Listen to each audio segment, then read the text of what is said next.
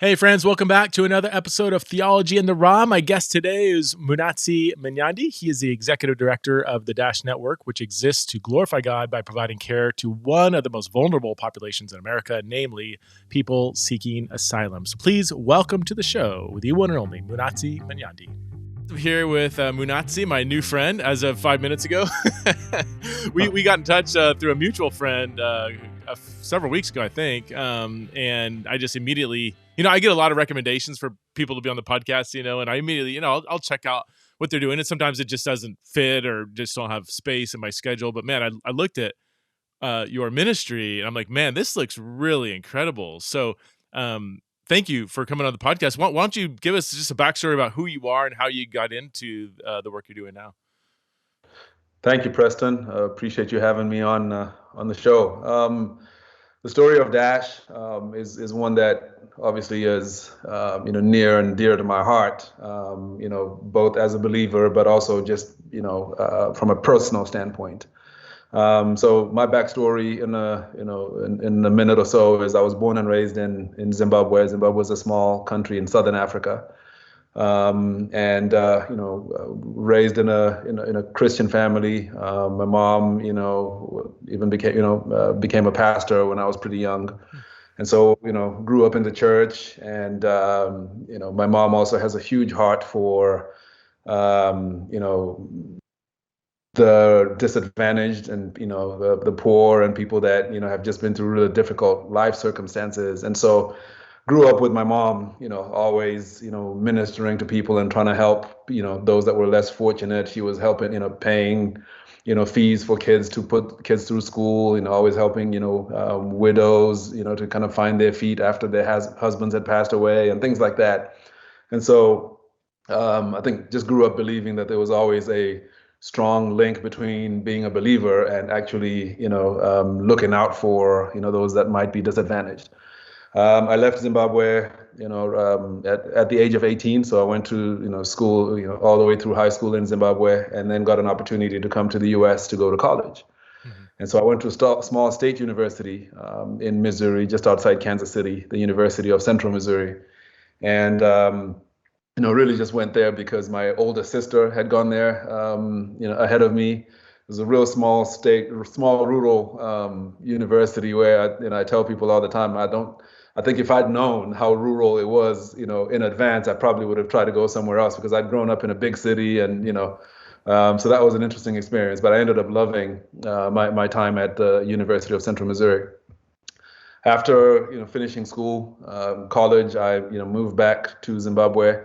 Met my wife, who's also from Zimbabwe. I actually met her in Texas, which is where we are now. So came visiting, and that's the first time we met, and not long after that, we were, getting engaged and getting married.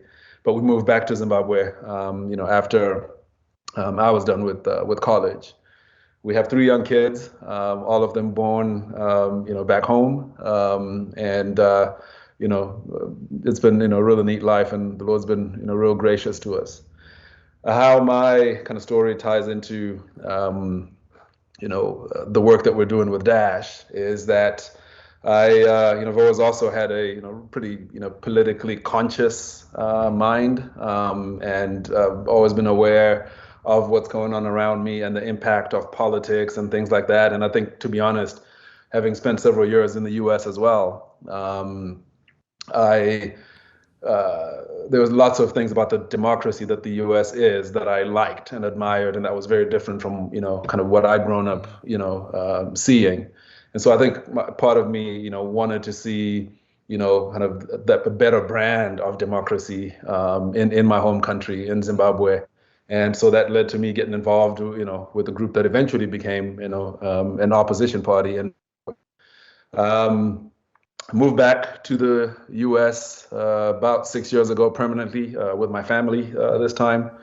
And, as we were kind of, figuring out options to be able to stay, we started to learn about what Asylum, was, and kind of what options those, that created potentially for people that ended up in the U.S. that couldn't go back to their home country for whatever reason. And, that led to, me being invited to an event that was, being put together by Dash, which is the ministry that I serve as executive director of now. And so I showed up there, kind of heard a couple of asylum seekers telling their stories of what had happened in their home countries, and the impact of kind of bad governance and politics in their home countries, and how that had put them in the government's crosshairs. And they'd ended up fleeing and get to the U.S. and started to the asylum process because it wasn't safe for them to return. And in doing so, they started to discover that while the U.S. government does have an asylum process, that allows somebody to petition the government to say, look, I've got evidence that shows that if I go back home, I may not be safe. So I need your permission to be able to call the U.S. home permanently.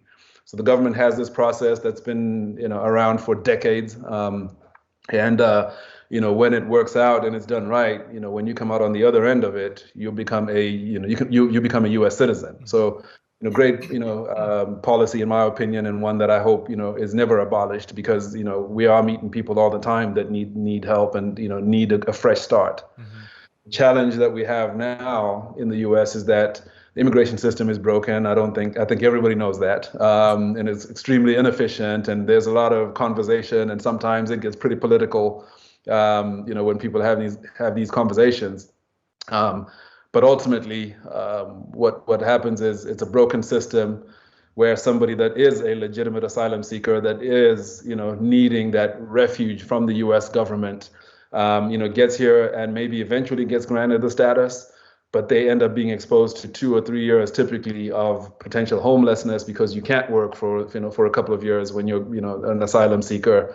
And you also don't have any access to any kind of government benefits or any kind of assistance.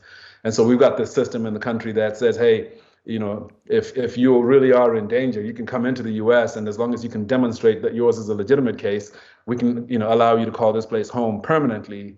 But for the first 2 or 3 years, good luck surviving, because you shouldn't work illegally, but we also don't have any support for you. So so that's essentially kind of the system that exists. And so Dash, our ministry, Dash Network, was actually founded because our founder had a couple of young women come up to her who were asylum seekers that didn't have a place to live and were essentially about to be homeless.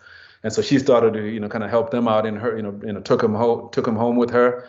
And eventually, over time, more people called her to say, hey, I need help, and I'm an asylum seeker. And that eventually led to her approaching her church about starting a ministry.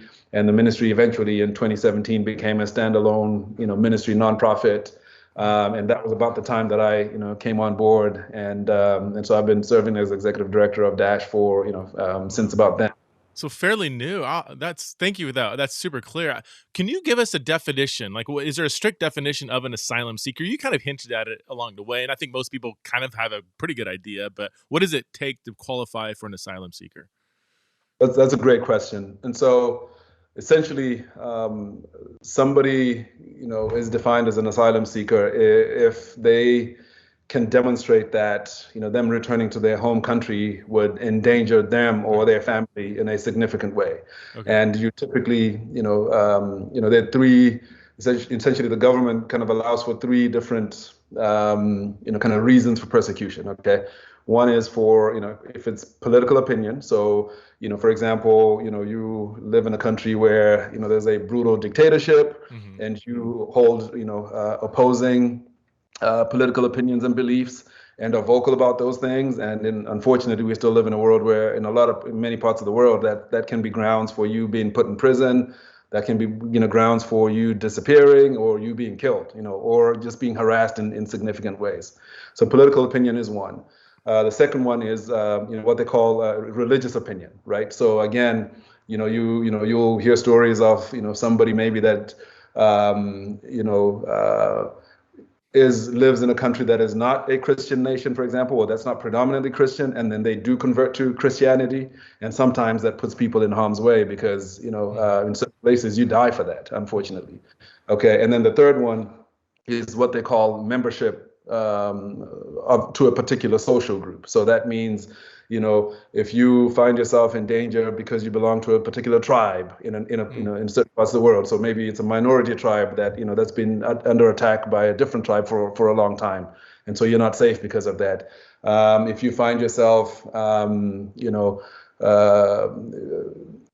your life in danger for something like sexual orientation, even. So again, I'm from Zimbabwe, and Zimbabwe, generally, historically has not been known to be friendly to anybody that is, not heterosexual. In fact, our last president, was pretty vocal about that, and obviously as a believer, there's certainly conversations we can have around sexual orientation and what's right and what's wrong, and and I'm certainly good with having those conversations. What I do believe strongly, though, is that your sexual orientation should not be grounds for you to die.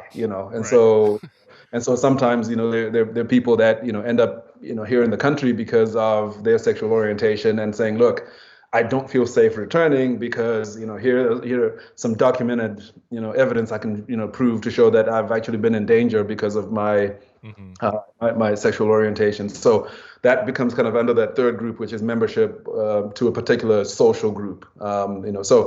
So if you come in and essentially can demonstrate any one of those three kind of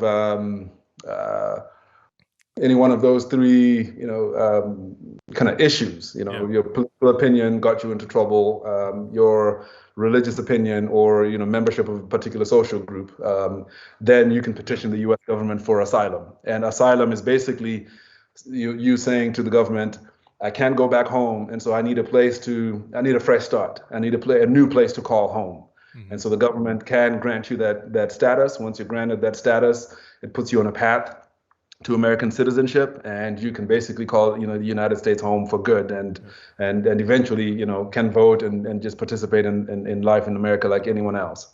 Do you find those three criteria, because I want to get to you said the system's kind of broken and needs improvement, and there's obviously this gap, 2 to 3 year gap, where people are in kind of no man's land is an issue. I'm going to assume you have a better solution than I do, but do you find those three criteria, like that alone is good? And can people typically demonstrate that? I just imagine what kind of extent of I can imagine it'd be hard to get kind of hard evidence to convince somebody else of your situation. I mean, that sounds like a judicial nightmare, if not a complexity to really verify. I mean, you can get somebody that's like a leader of a drug cartel saying, well, the government's after me, I'm in danger, or my tribe, my drug cartel tribe is being persecuted by the there's all kinds of narratives that someone could, I'm sure, come up with, but to demonstrate this is a legit case for all the, I guess, genuine asylum seekers, I imagine that can be difficult. Is it?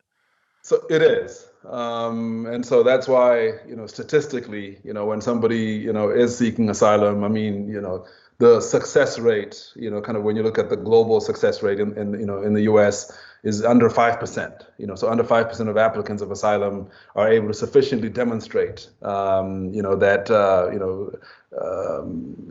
claim and be able to, kind of corroborate with evidence and other people's testimonies and things like that. So it's an extremely difficult thing to prove and to claim. Now it becomes a lot easier if you have, good legal representation, because having really solid, legal representation just helps you to be able to, kind of flesh out the details, and then also to figure out how to actually prove and, demonstrate what you need to demonstrate. So what typically happens is, in our line of work is we meet people all the time that, just have been through some horrible, circumstances and can demonstrate, to a decent degree, in our opinion. But if they go in front of an immigration judge or immigration officer with limited evidence, that might not be enough, for them. And so part of what we're trying to do as a ministry is also to say, look, if you come to us and, you have this need, we're going to, try to help you. I mean, the first thing we want to do is make sure you've got a safe place to live that allows you to kind of, go through the whole asylum process without breaking the law. In other words, without working illegally. So that's kind of, essentially one of the main things we're trying to do. And then while you're in our program and we've given you a place to live and you're kind of going through these steps until you get a work permit, we want to make sure that you also get legal advice, legal representation, because we also know that statistically that increases your chances significantly of being successful with your asylum claim. Yeah. So yeah, okay, so you fill in the gap, that 2 to 3 year gap when people are just are Yeah. here but can't. That's just such an odd, like, here, come here, wait 3 years. Like, what is Yeah. the government? Do they acknowledge that this is not legit, or They, what do they they all, what do they expect? Like, if you ask them, hey, what do you expect these people to do for two so, to three so the, years? the government acknowledges it, and you talk to any conversation, any person in, any politician, regardless of their political affiliation or beliefs, Okay. everybody agrees there's a problem here. I think where the disagreement starts is at how to solve the problem is kind of, I think, typically, where a big issue is. So my understanding of kind of why we have this crisis today is that, so the United States has not had any broad immigration reform legislation since the mid 80s. Okay, so you're talking, Wow. almost 40 years. And so the major immigration, policy that's at work today, hasn't been updated or revamped or reworked in almost 40 years. And so, once upon a time, there weren't that many people that were coming to the U.S. to, seek asylum, and part of it is maybe that there weren't that many people that even knew that was an option, because, if you're talking 80s and 90s, there was no internet, no social media, and all of that stuff, and so, the information just was not, getting to different parts of the world as quickly or as clearly as it does today. So, when the initial kind of the asylum, laws were put in place, I think it was reasonable to expect that if somebody came in today to seek asylum, that, the government probably could give them a decision on their asylum claim or asylum request within 3 to 6 months. And so if you were granted asylum, then, within 3 to 6 months, I've got a social security number, I've got a work permit, and I can start working and I can look after myself, and start living my life in America. Problem is that over the years, if you get into the late 90s and into the 2000s, the internet, becomes more freely available, and so information starts to travel. And so now what starts to happen is there are people in Zimbabwe, there are people in China, there are people in, different parts of the world that now, have been persecuted, are hearing about all these different options, and they think, okay, if I can leave, I'm going to try to leave, and I've been told that if I can make it to the United States, I might be able to get some relief there. So I think there's just more knowledge, because of kind of the world we're living in today. Now, because of that additional knowledge and more people kind of thinking, okay, look, if I'm going to leave, I'm going to try to get to the U.S., because I also feel like, you think about it, I think, with the United States reputation for freedom and liberty and all that, if you were, trying to, had to flee your home country that's, 10,000, 15,000 miles away, and you had to pick a place that you're thinking, okay, if I have to go somewhere that's not home, I think I want to go to a place that, is liberty, is freedom. And so I'm going to try to find a way to make it to the U.S., because if I can pull that off, I may not be, at home anymore, which is horrible, but at least I'm in a place where there's freedom and there's opportunity and there's, all those different things. Mm-hmm. And so, what that led to is that, since the mid 2000s, there's been kind of just a gradual increase in people applying, to come into the country and seeking asylum from the U.S. government. And as those applications, have increased, unfortunately, the government has not, increase the capacity to process those applications. So, when you look at the staffing numbers, in terms of the government immigration departments, they haven't changed very drastically in the last 20 years. In fact, a lot of times too, whenever a new administration comes into power and they're looking at kind of reallocating resources, a lot of times they've actually pulled resources out of the immigration budgets and actually reallocated those.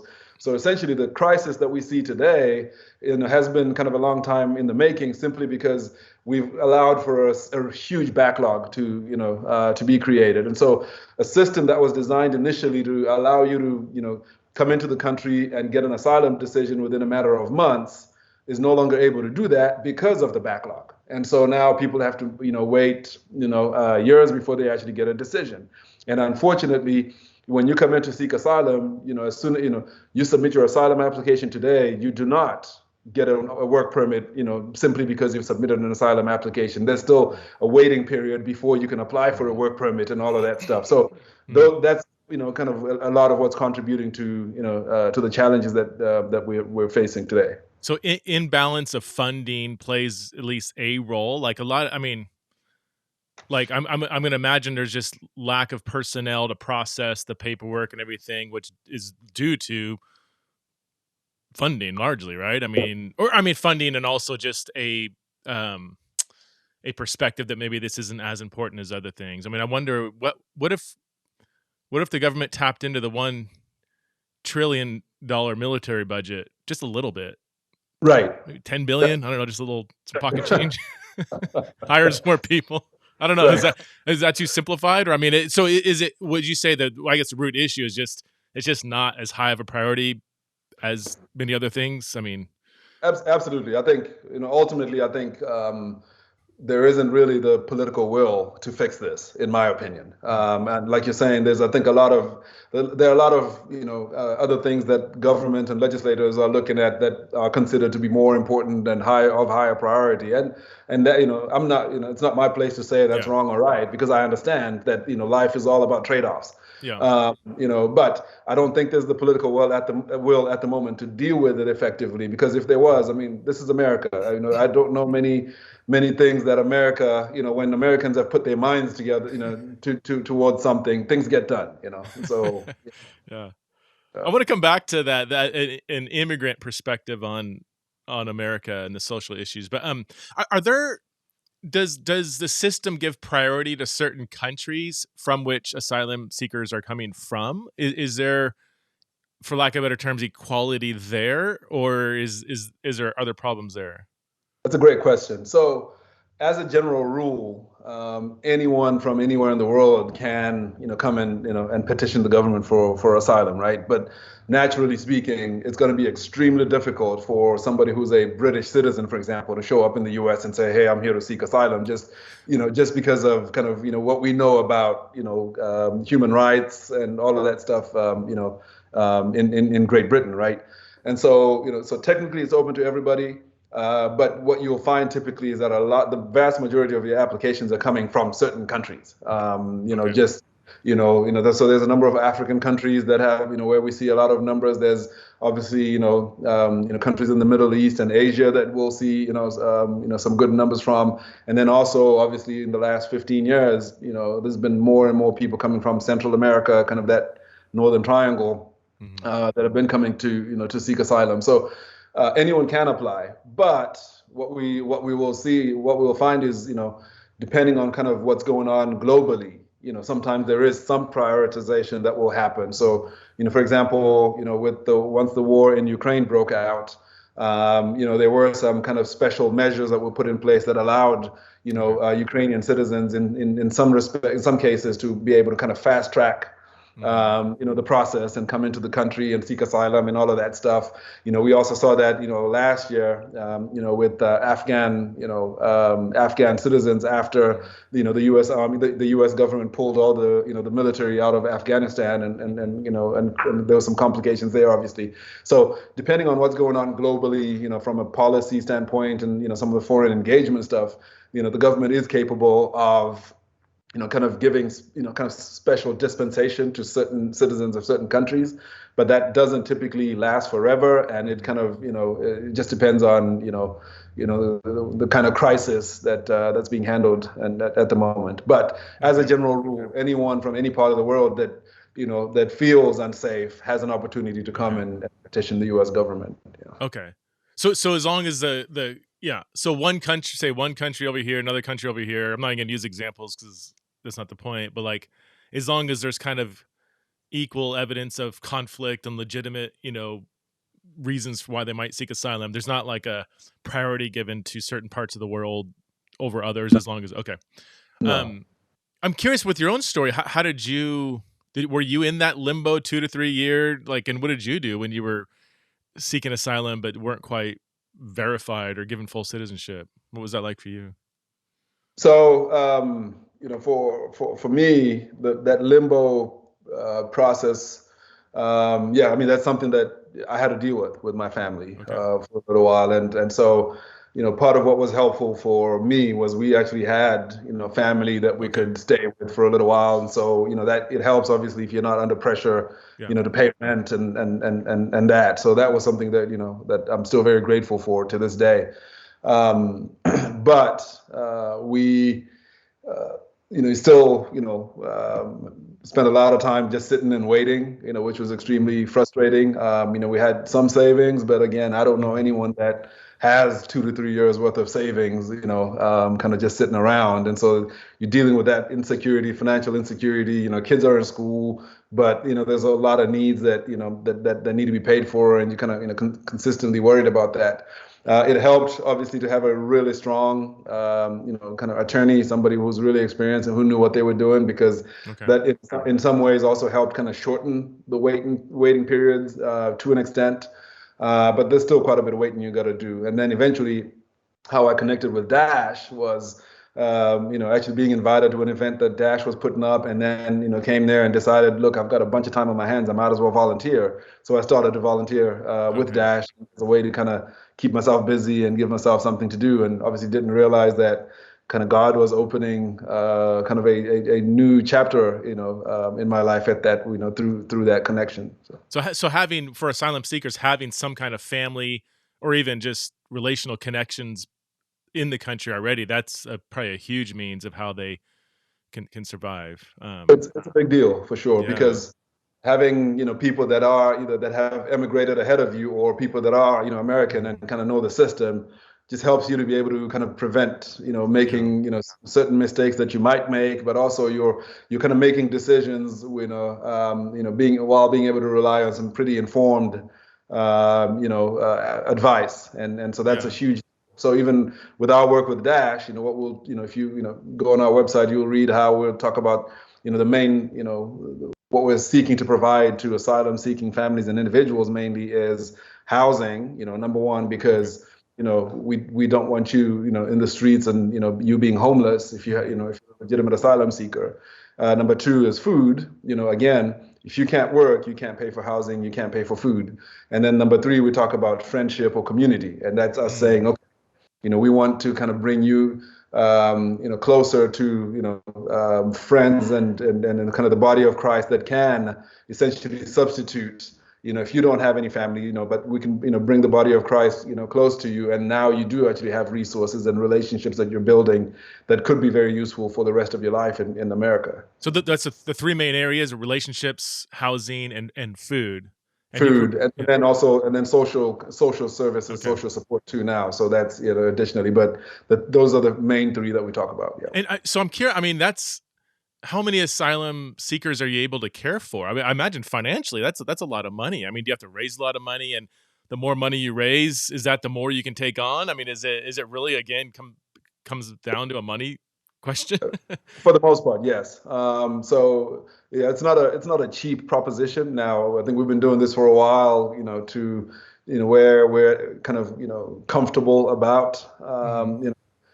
how we ought to do it, and what kind of service we're trying to provide, how we're trying to house people while still trying to be cost effective. And Hmm. so we a lot of my role as executive director is raising money, Okay. looking for resources. So I'm spending a lot of time, you know, um, engaging with churches in especially here in the Dallas Fort Worth area, and kind of pursuing partnerships with them. And so we're relying on churches to kind of help us financially where possible, but also a lot of our heavy lifting as a ministry is done through volunteers. And so Okay. churches are also kind of a great way for us to be able to find people that can do all our food pickups and drop-offs, that can that can pick somebody up from the airport or the bus station when we need to bring them into our program, that can take somebody to a doctor's appointment and things like that. So um, spend a lot of time engaging with with churches, looking to kind of create partnerships there.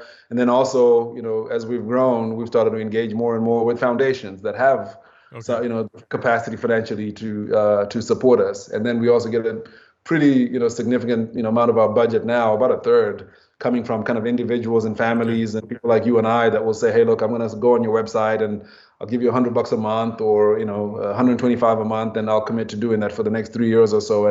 And so we're able to do Yeah. it to sustain the ministry that way. And are you focused just on asylum seekers in the Dallas Fort Worth area, or are you like all across the country? So our housing, so we rent a bunch of apartments Okay. here in the Fort Worth area Okay. specifically. Okay. And so if you're wanting to be in our program in Dash, you have to be willing to move to Fort Worth Wow. essentially, Okay. because this is where we have housing. So we're receiving people all the time from different parts of the world. We have a mom and child that we're expecting in the next week. That's been based in the Phoenix area for the last several months. We've had people come in from Washington D.C. That came all this way for housing, and so we'll help you out. It doesn't matter where you are, but you have to be willing to move to the Dallas-Fort Worth area if you want to be in our program. Now, if you're not able to move to the Dallas-Fort Worth area or not willing, we'll do our best to try to, kind of connect you with maybe other organizations that might be closer to where you are, to help you out. But the challenge is there's not very many. You'll find a decent number of organizations that will provide some short-term relief to Mhm. asylum seekers, a couple of weeks of housing, that kind of thing. But there's literally under 400 beds in the whole country that are long-term housing to asylum seekers. And by long-term, I mean, you come in now and you can stay with us rent-free for as long as it takes until you finally get your work permit and can actually start to, stand on your own feet. And so, if we have less than 400 beds in the whole country, to assist, we as Dash at the moment have about 50 of those beds. So you're talking about over 10% of the capacity in the whole country Yeah. is with us here in Fort Worth. Yeah. Another quick question I should have asked earlier: what's the difference? This is gonna sound ignorant, but I often sound ignorant on my own show. But the difference between like a refugee and an asylum seeker, like in Boise where I live, we've got a lot of it's a pretty one of the Yeah. major refugee Yeah. resettlement. Are they all? I'm gonna here's what I'm gonna guess. You correct me if I'm wrong. That like every asylum seeker would also be a refugee, but not every refugee would be an asylum seeker. Or is that too simplistic? So that's a really good summary. Yes. Okay. So you've got it right. The major differences in how I try to kind of simplify it for people to understand is, so both refugees and asylum seekers are people that have had to flee the place they call home and go Right. somewhere else, and they're not able to go back, right? Because it's not safe. The difference is a refugee is typically, somebody that's been displaced as part of a larger group. So Okay. I'll give the war in Ukraine as an example, since Right. it's still kind of, it's a very topical issue at the moment. So the moment Russia invaded Ukraine and the war started, there were millions of people that were displaced from their home regions, from their hometowns, that moved. Some moved to kind of Western Ukraine and tried to stay there, but others also kind of ended up across the border in Poland and places like that. And the United Nations was scrambling to essentially set up like refugee camps, refugee facilities, and things to receive these people, and actually give them a place to live and water and food and all of that.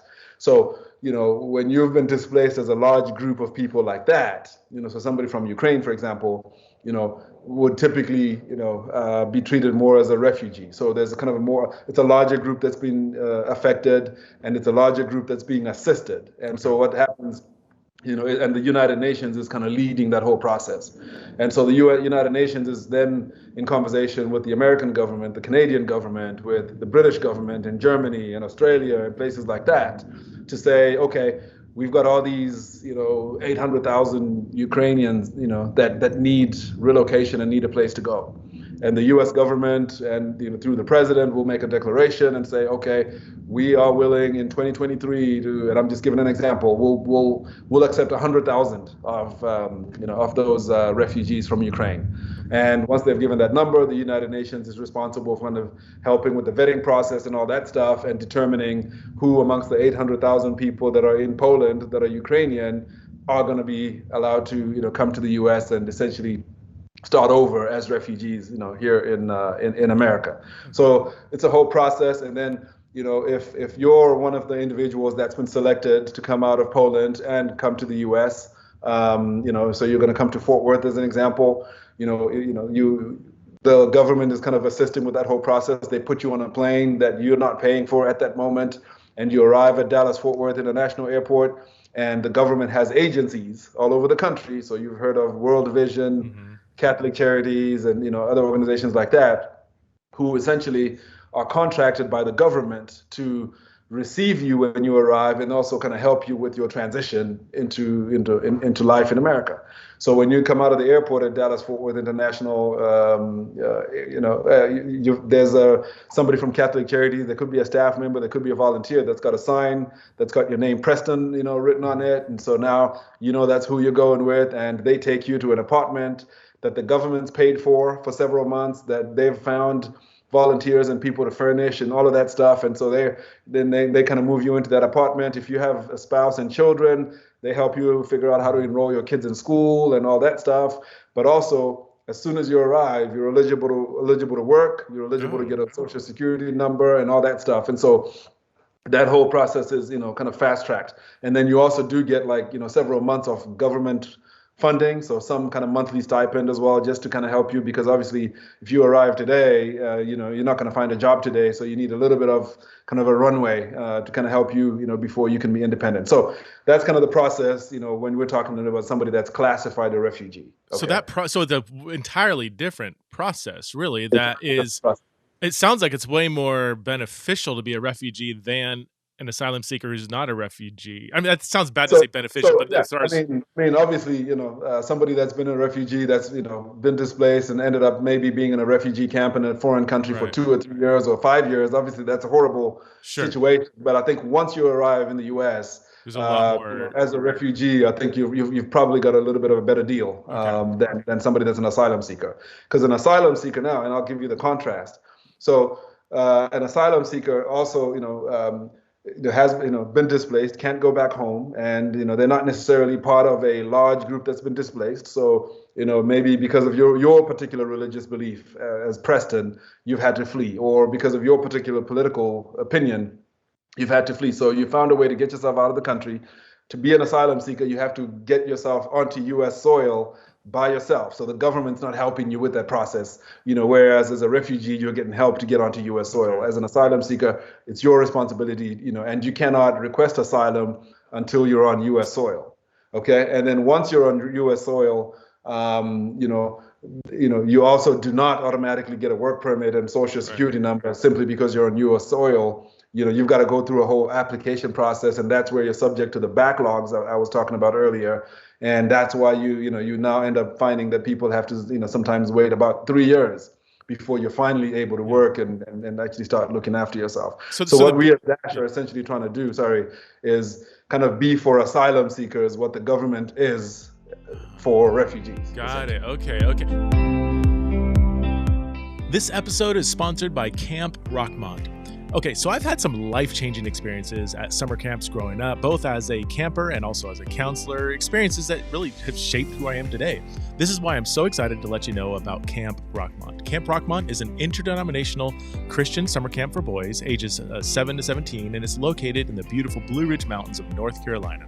Camp Rockmont provides age-progressive opportunities for your son to challenge himself, make lifelong friends, and grow as an individual, whether it's learning how to guide a kayak on a river or how to plant and harvest food at their on-site organic farm, or just learning how to navigate life in community. There are exceptional counselors there to guide your son every step of the way.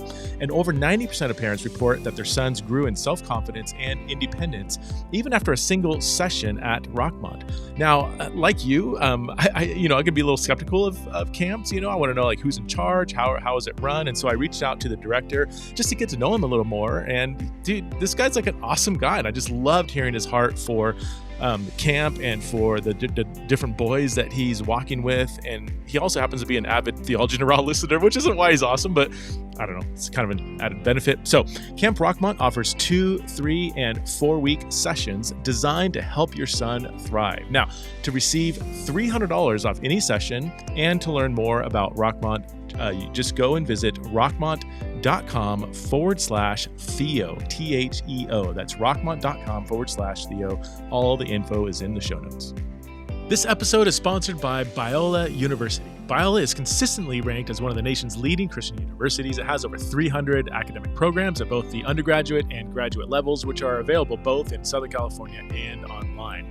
With leading academic programs like business, film, science, and more, Biola's biblically integrated curriculum and spiritual formation also helps students grow closer to God and gain a deeper understanding of Scripture. In fact, I was just on the campus of Biola, touring the campus and talking to several deans and professors, and every single person I talked to was so utterly passionate about making Christ first in all things and instilling Christ-like virtues in the hearts and minds of their students. I mean, honestly, I was so impressed with how Christ-centered the entire school is. So at Biola, students become equipped for living a thriving life and career.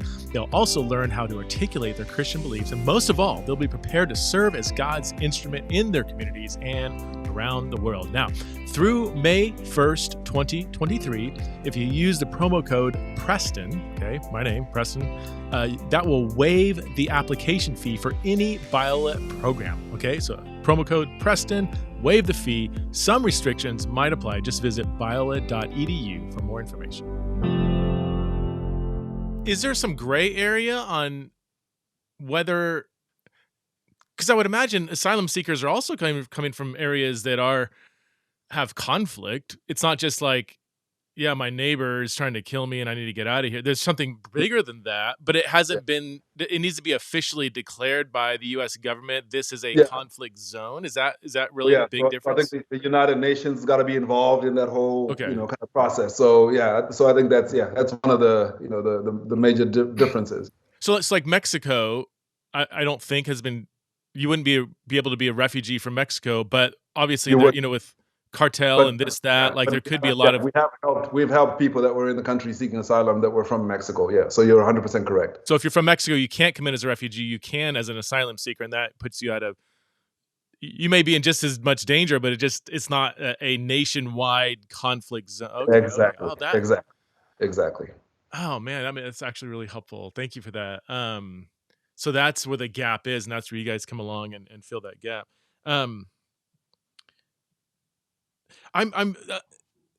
This is kind of off the topic a little bit, but it's been a thread that's kind of underlined, I guess, this whole discussion. Like, as a U.S. native, especially in the last couple decades, this is kind of a politically polarized, maybe observation, but like, depending on your circles, which news outlets you listen to, like, you may get the impression that the U.S. is filled with just oppressive racism, financial inequality, systems in place that keep certain people down where they can't see. Like, it sounds like a pretty oppressive place to live. But then you've kind of, you're laughing, you've kind of said, like, people are fleeing for the freedom that America has and the opportunity. And is it like, as this is a general statement, like, are refugees, asylum seekers, or just immigrants in general, like, really disappointed when they find out that America is really a corrupt place, or is that really kind of a U.S. centered perspective that people in other country maybe wouldn't share coming in? Did you understand the question? Like, I do. I absolutely get it. So, there are conversations I'll have with some friends and family, of mine, people from Zimbabwe or other friends from other parts of Africa, specifically. And we'll kind of laugh sometimes and, talk about how some issues that, we hear people talking about and, being upset about are, kind of what we call first world problems, right? Where, once, when you're comfortable, you've got a decent place to live, you've got food in your belly and all that stuff. And, you can, probably start to kind of, nitpick a little bit about, well, this could be a little bit better and that kind of thing. And so I think the United States is a prosperous, it's the most prosperous country in the world. And so I do think there's been kind of a little bit of that, almost, with people are so accustomed to being comfortable and to kind of having, being in a society that provides so much that it can almost feed a sense of entitlement almost, or, kind of a little bit of a, I'm 90% happy, but I think I deserve to be 100% happy, kind of a vibe. And so, the places that I've, visited and kind of where I grew up and things, we have family and friends that obviously, are facing some very difficult life circumstances because of the economy, because Mm. of the politics sometimes, and then life is hard. I mean, scripture talks, Yeah. in the Bible, Jesus himself, himself said, in this life you will have trouble. That's just, it's a given. Um, but um, I try to, be very careful, in having conversations around, kind of the racism and, Hmm. inequality and things like that about, in America, because, my perspective is a little bit different. Okay. As somebody who emigrated to the US, so I first came here to go to college, right? Hmm. So I don't carry kind of the historical baggage, so to speak, Yeah. right, of being a black man in America. Okay, my parents never Hmm. lived in America. My grandparents, so everything I know about the history of America, with respect to race and with respect to slavery and all that, is, those are not lived experiences for my family or Hmm. for me. Okay, um, and so, my perspective is obviously going to be different because of that. Now, I Hmm. do understand. I mean, I don't know that I've met anyone that thinks that slavery was a good idea. Right. And then I don't know that I know anyone that thinks that, um, you know, creating systems that are, that disadvantage one group over the other is a good thing to do. I don't know anyone that Yeah. thinks that. Yeah. Okay. Um, but having said that, we, America is still an incredible place. Okay, I think that the American dream, for lack of a better term, is still very much alive. Hmm. Okay, to share a little bit more about kind of my own personal journey.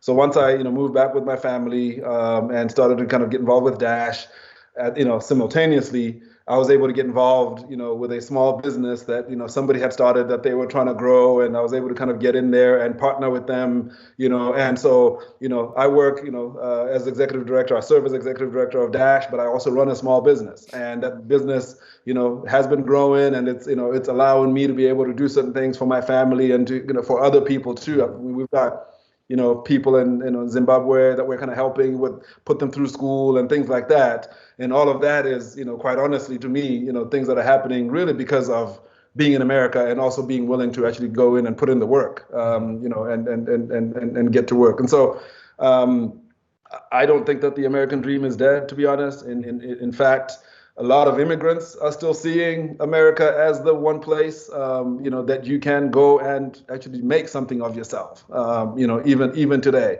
And so, that's my perspective. That's Yeah. probably the perspective a lot of people around me, will share. I haven't had, any direct kind of police brutality, Right. kind of thing happen to me that, that I could speak of. Have I been concerned with some of the stuff that's been in the media? Absolutely, I have. Have Yeah. I had my own worries about me and my kids? For sure. Yeah. But it's, I haven't, experienced that. We live in Texas. We live in Texas where most of our neighbors don't look like me. My kids are in school with kids that don't look like them for the most part. Yeah. But our experience so far has been favorable, and we've, felt welcome, and in many ways we feel like we're also able to contribute to this society, Hmm. in positive ways. And so, Yeah. so we're grateful. So that's my take.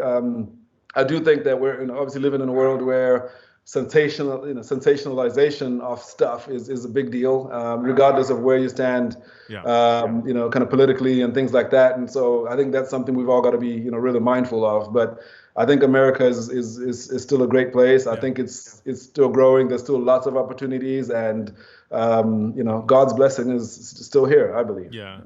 Yeah. It's an interesting. I mean, yeah, and I know that whenever you bring up anything related to these issues, it gets so politicized, and people have really strong opinions, and it's just I mean, as I kind of look up, like look upon the race conversation, I have noticed kind of maybe on a very general level, somewhat different perspectives from like first generation immigrants versus people who have lived here, and it's just a very complex relationship. I remember talking to a buddy of mine who pastors a church in New York, and he he's got one of the most ethnically diverse churches in the country, and he says it's really interesting. I mean, you have this kind of like the the kind of white majority perspective, and then you have people of color who have been here for decades, generations, and then you have first generation immigrants, and then you have kind of the white liberals or whatever. So and he says these are very different categories. Like drawing perspectives across simply racial lines is just way too simplified. He says you're bringing in different ethnic backgrounds and stuff that it creates a very different, sometimes very Absolutely. complex perspective. So yeah, I'm curious, going back to Dash, how does the gospel factor into the work you guys are doing? I mean, obviously, I mean, and that's not the very work you're doing to me feels just like it bleeds gospel just by doing the Right. work. But are you, explicitly Christian? Is there, do you see people like come to Christ, or probably, I would imagine a lot of, people seeking asylum probably are Christians. Yeah. But yeah, how does the gospel factor into your work? Yeah, for sure. One of our board members, when he first got involved with Dash several years ago, I remember, him saying, that what he loved the most about, being involved with Dash was he felt like, this was one ministry where we all got an opportunity to literally be the hands and feet of Christ. Yeah. And that spoke to me, because I think, that really sums up, why we exist and the opportunity, that we have. And so, our mission is very Jesus centric. Okay, we're trying to share the compassionate love of Christ. That's why we exist, by meeting those physical and relational needs that that asylum seeking individuals and families will have.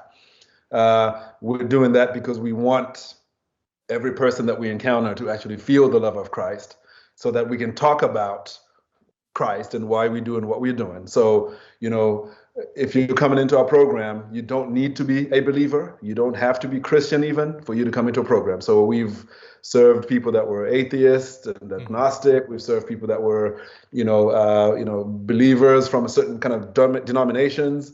We've also served people that were Muslim and, Buddhist and all of that. And so you don't need to be a believer to, as a prerequisite to coming into our program. However, we are intentional about wanting to share Christ. And so, you have to be willing to be in an environment that's talking about Christ, and the environment where we're going to pray, before we meet and do stuff, environment where we're going to share scripture and we're going to, and just kind of have those conversations. And so, because what we're wanting is to be able to, kind of do, what, one of the quotes that's attributed to Saint Francis of Assisi of, preach the gospel, and if necessary, use words, right? And so, we're trying to preach the gospel by kind of how we're loving you, how we're meeting your physical and relational needs.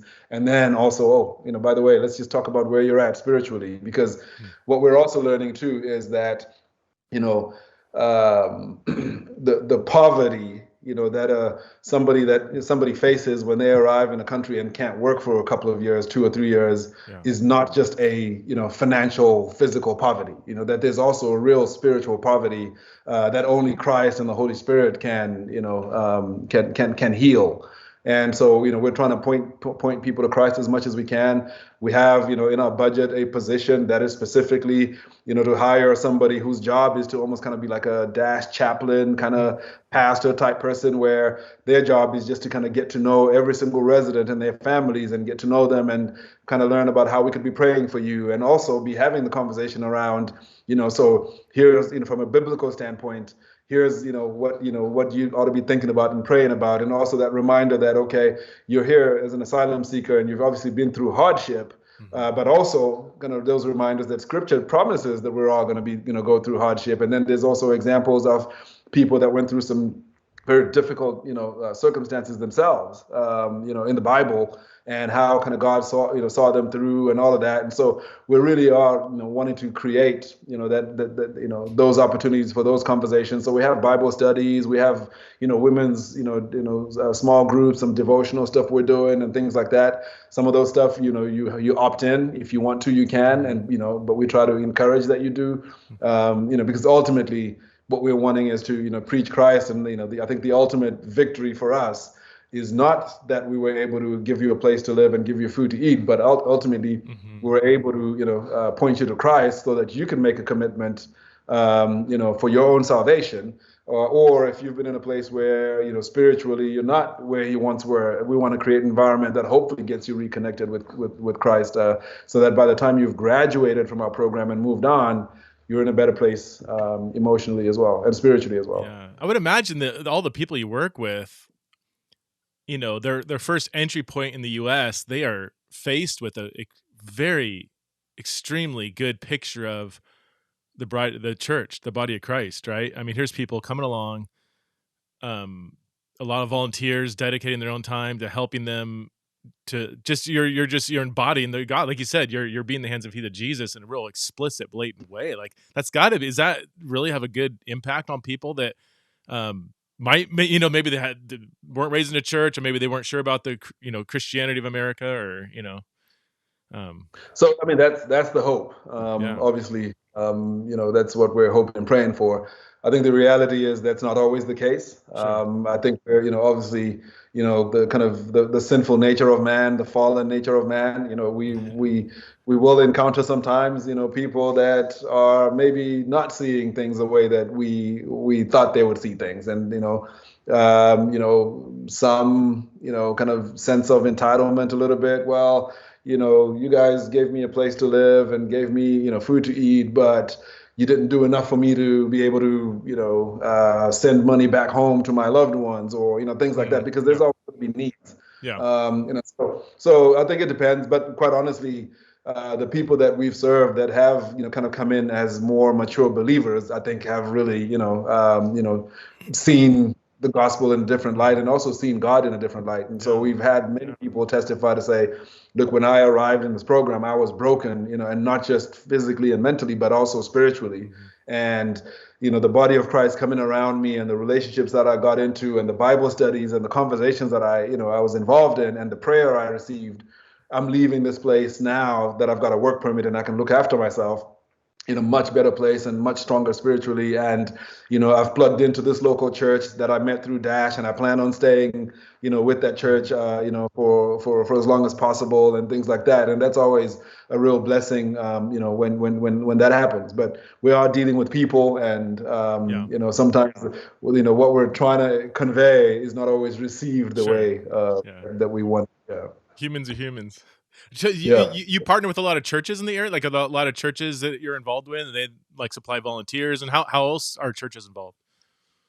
Yep, supply volunteers in a very significant way, but also supporting us financially, in a very significant way. So we've got a good number of churches now, predominantly in the Dallas-Fort Worth area, but we do have a couple of churches that are not in the area. We have a church in El Paso. We have a church in Mississippi, that will actually, that do send us some financial support, on a regular basis. So, and that's huge. We also will tap into churches,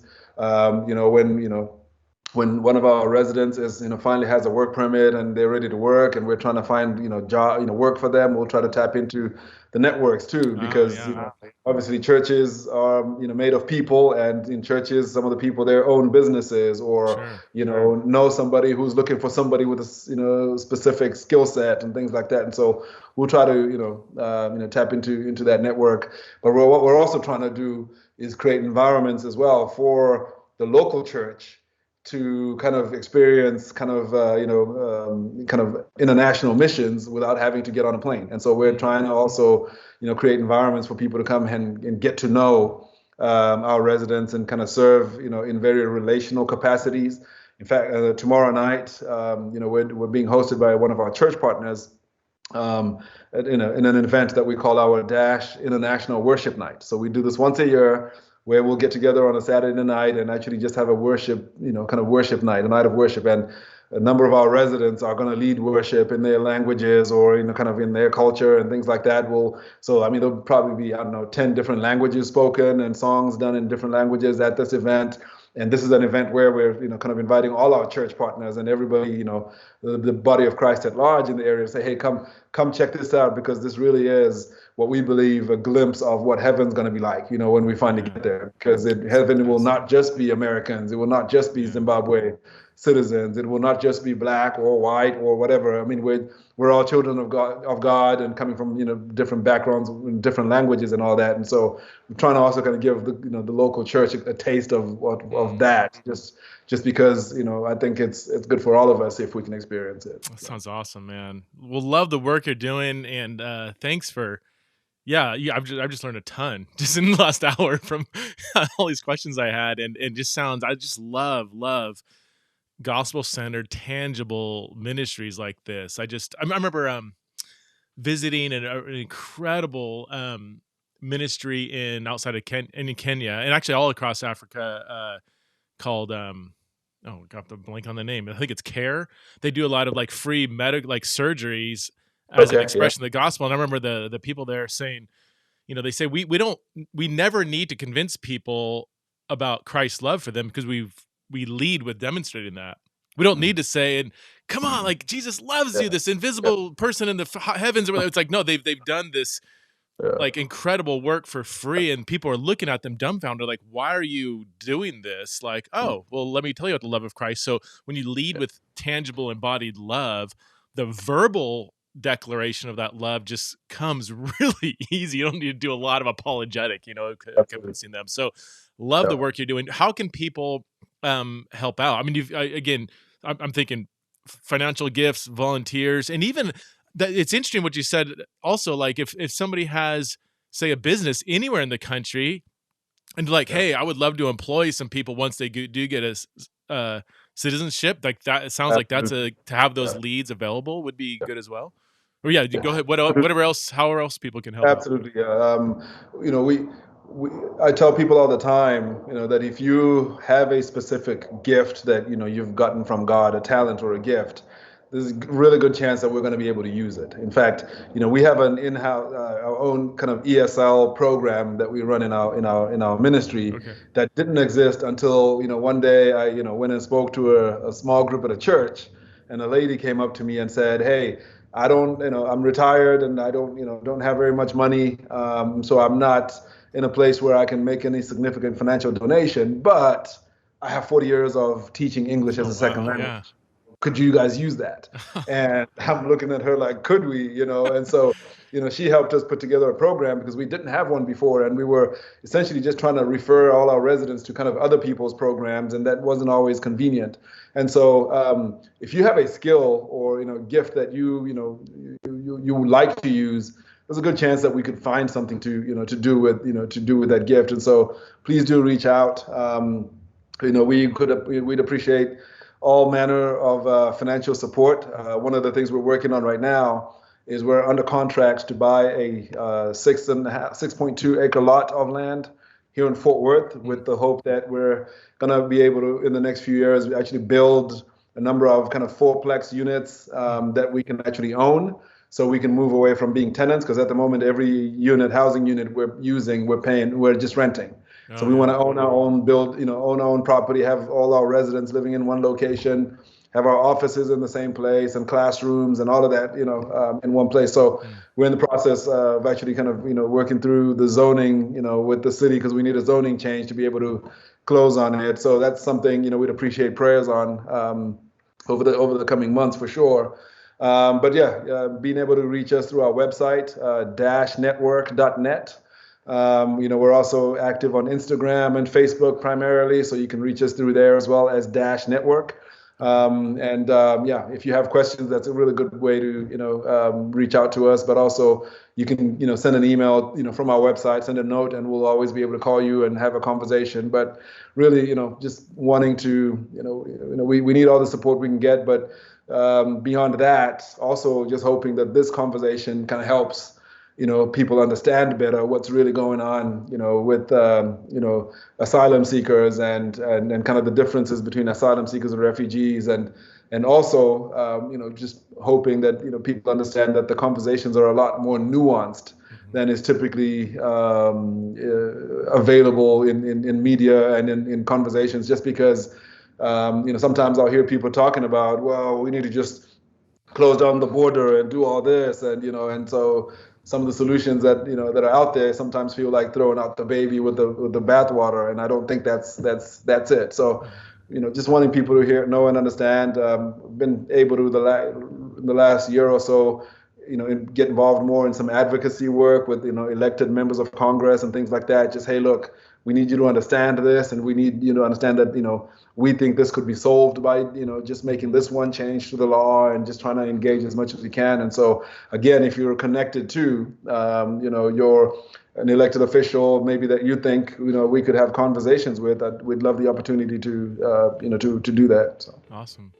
Well, Munatsi, thank you so much for the work you're doing, and it was a delightful conversation. So thanks for sharing. And again, dashnetwork.net if anybody's interested in following up. And we'll love to throw at least some people and hopefully some resources and help your way.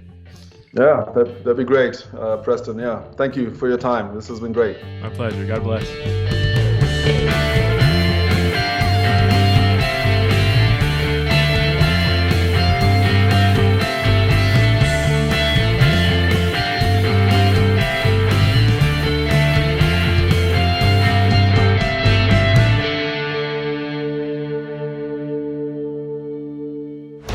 This show is part of the Converge Podcast Network.